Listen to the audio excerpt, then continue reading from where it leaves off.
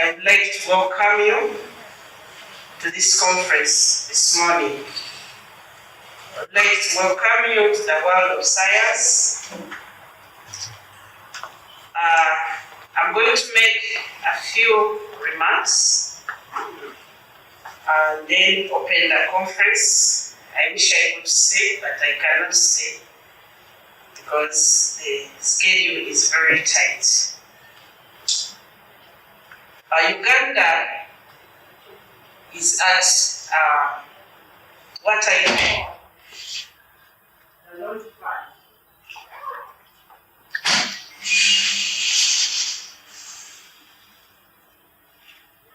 We are talking about the launch pad of science. This launch pad is we have moved through several participation, and in this speaking, Uganda represents many countries, especially those categorized as least developed and developing countries, where we have been spectators, sort of, and maybe in a way participants, but not beneficiaries of science directly. So Uganda is at a particular phase where we are transitioning from one phase to another. In my research and investigation of science, technology, and innovation in Africa, I have come across several phases, and I would like to share with you these phases. The first phase was the pre-colonial phase. In that phase, our forefathers, like everybody else in the world, looked at their environment, observed the challenges that they were facing, and started harnessing the environment and developing technology to solve their challenges. And thus, people had fire, they domesticated animals, they figured out the psychology of animals and how to domesticate them. But not only so, we also participated in high-tech science. It's now well documented that Uganda had more advanced surgery than Europe because they came here to learn from us. We were doing better cesareans with less infections and better recovery and outcomes, such that teams traveled to come and see what science we were using. That was the phase, and that phase led to development of kingdoms, and people survived better. They developed tools, they developed weapons, they developed transport systems. However, by the time of contact with the foreigners, as they started coming in, the Arabs, and there was a shift, which was sealed by colonialism.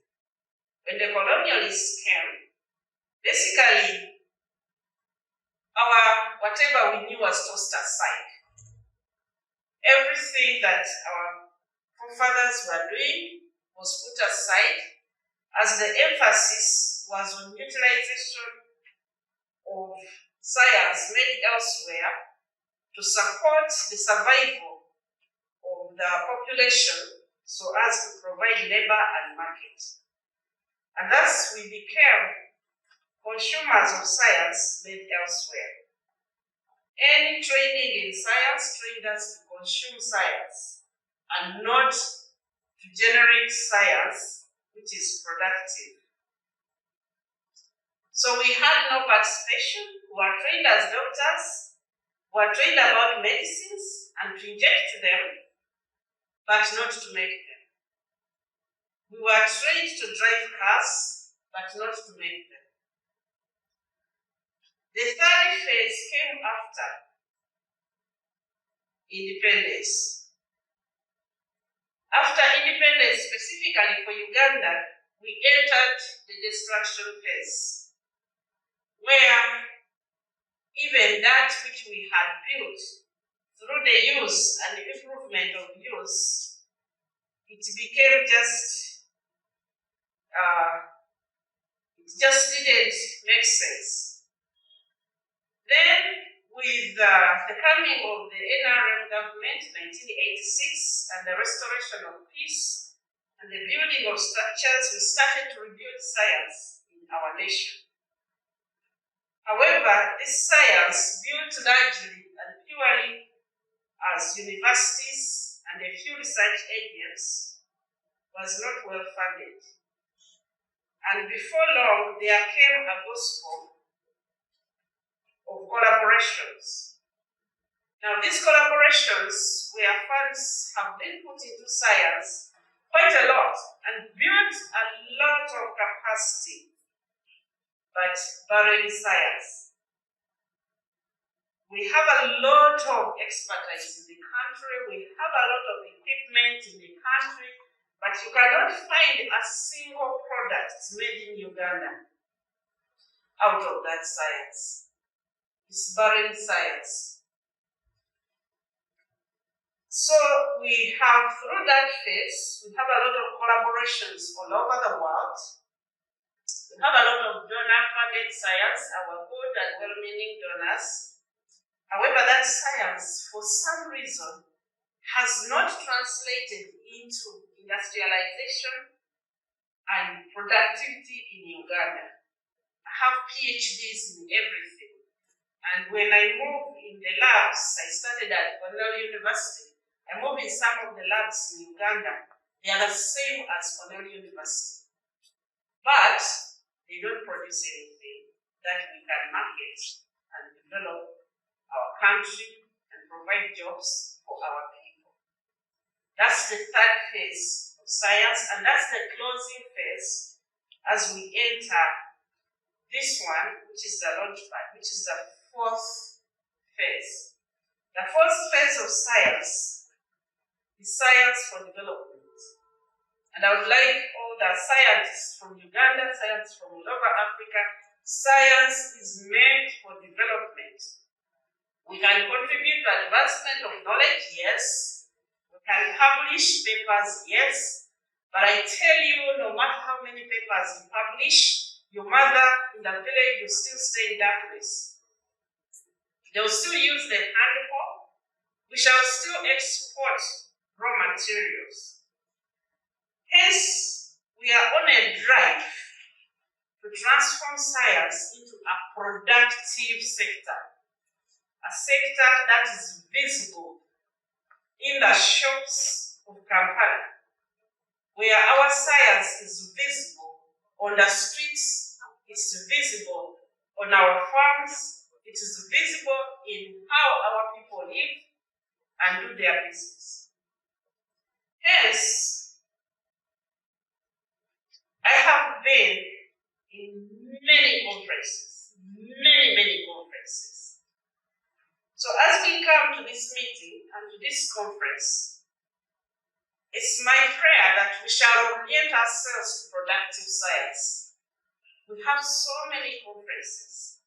We have so many seminars. Our airports are full of younger people flying this way and that way to attend conferences. And yet we still live in the first industrial revolution. My dear fellow scientists, if science does not transform society, if science does not transform the economy, if science does not help how my mother lives, then that science is not very useful. Therefore, as you discuss in this conference, I call upon you to always pull these high-level ideas to how we are going to touch life in the majority population in this nation. Otherwise, science becomes something which is foreign and strange and becoming a topic to the nation.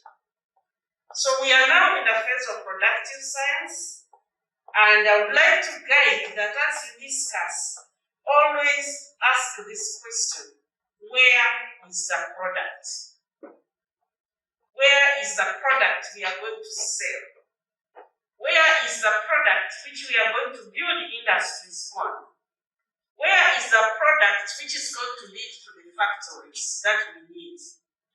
Where is the product that is going to touch lives and touch the economy of Uganda and the many other African countries?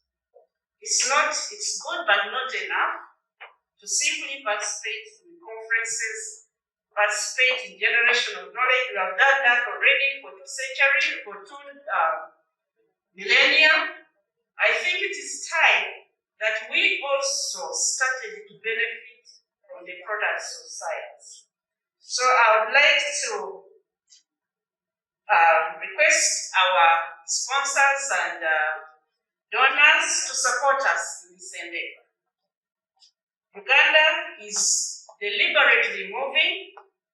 We have identified 6 priority value chains, and we want to use these value chains to industrialize our nation. We want them to be productive.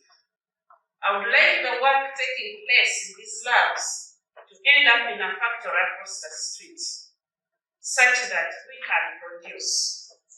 So we need a lot of support from the international community, because you have been doing this for a long time.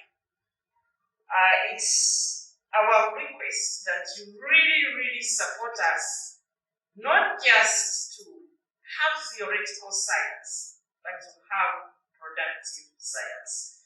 In my understanding, synthetic biology is meant to lead to products, and that is our cry.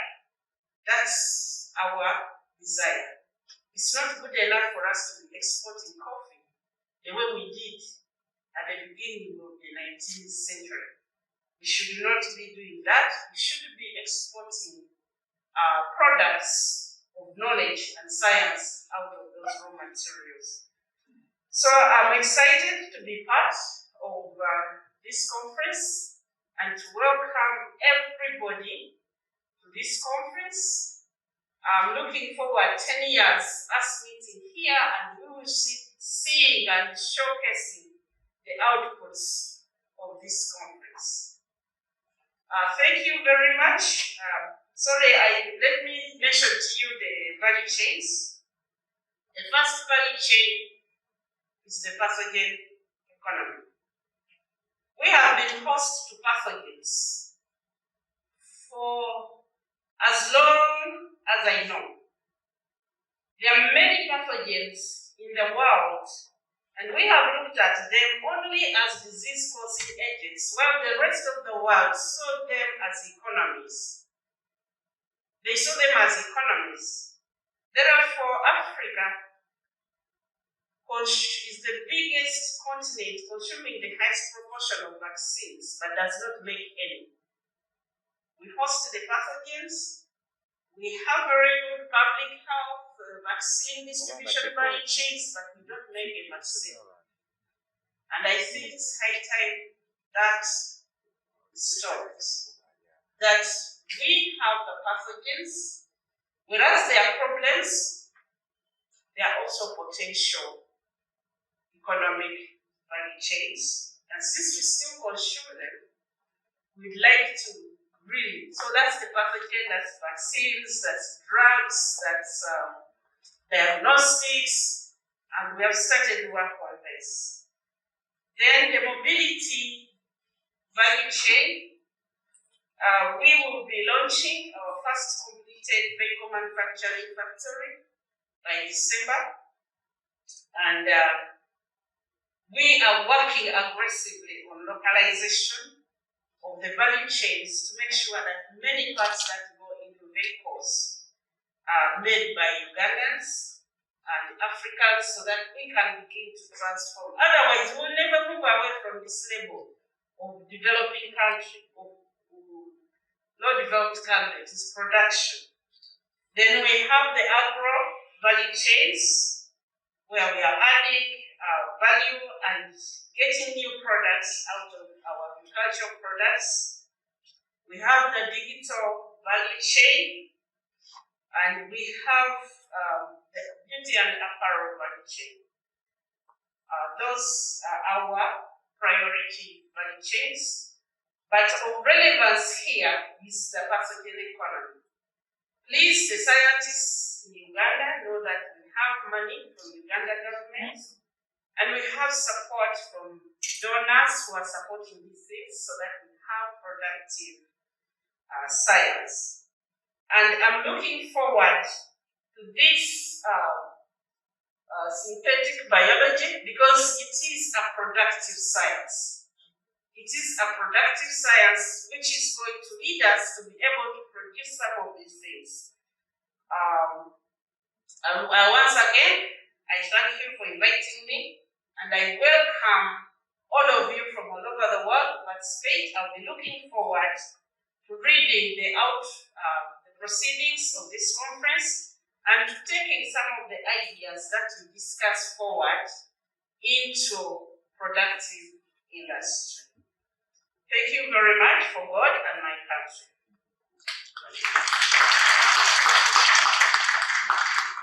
Sorry for those who are online.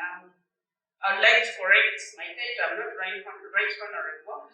That's reserved for a few people in the country. I'm called the Honorable Dr. Monica Musenero Masanza. I'm a veterinary doctor by primary training, and my profession has been largely in public health, but I've also done quite some good research. I'm also a molecular biologist and immunologist. So I understand the science that we're talking about.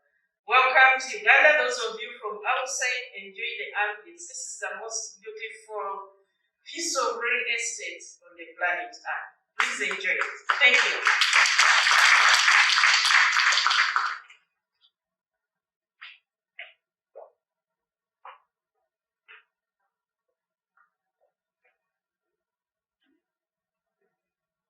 Thank you very much, Honorable Dr.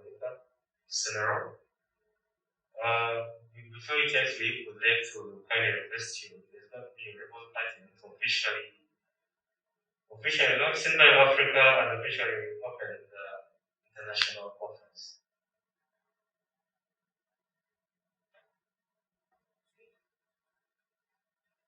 And as that happens, I would like to just really a bit of what I've really enjoyed from Honorable's presentation, and that is product-driven research and development, which is probably very, very key in ensuring the economy is gaining from the research we're doing with our labs. So, are you ready? Yes, Honorable.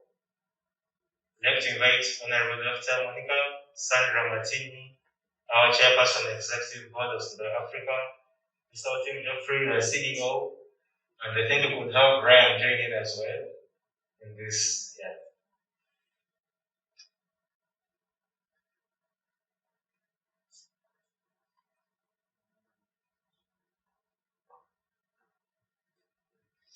Dr. Tokmo, you could as well join in from the Africa CDC.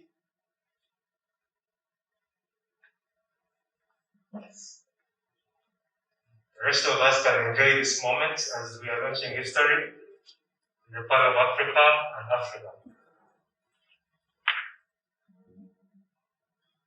So I'll do a countdown, I think, from 3 to 0, and that's 0, I think we shall be the cutting of the record. So from 3, 1,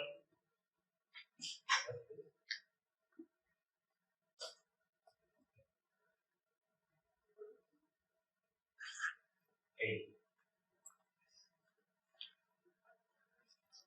3, 1, 0.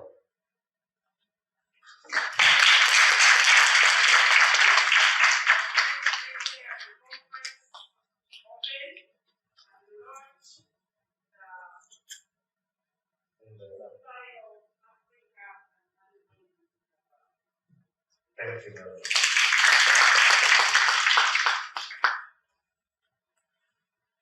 Thank you very much, Honorable Dr. Dr. Musenero, for gracing our conference.